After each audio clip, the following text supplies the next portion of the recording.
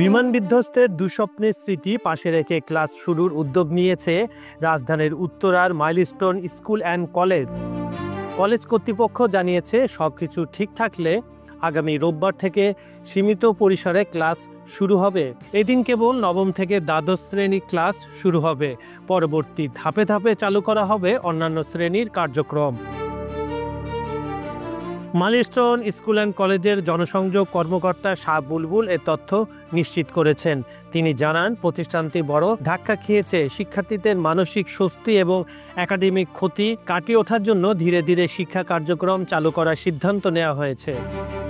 গত সোমবার দুপুর 1:06 বাংলাদেশ বিমান বাহিনীর একটি যুদ্ধবিমান উত্তরার মাইলস্টোন স্কুল অ্যান্ড কলেজের একটি ভবনের ওপর আছড়ে পড়ে। এতে সঙ্গে সঙ্গেই আগুন ধরে যায়। এই ঘটনায় ব্যাপক হতাহতের ঘটনা ঘটেছে।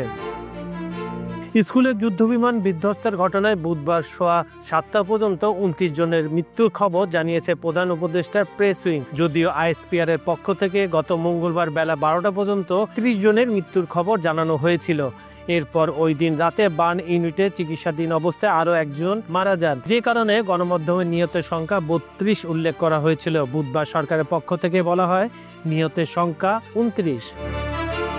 এছাড়া বিভিন্ন হাসপাতালে চিকিৎসাধীন আছেন 69 জন। প্রধান উপদেষ্টা প্রেস উইং থেকে পাওয়া প্রথম তালিকা বিশ্লেষণে দেখা যায়, হাসপাতালে ভর্তি থাকা 69 জনের মধ্যে 41 জন শিক্ষার্থী, 5 জন শিক্ষক।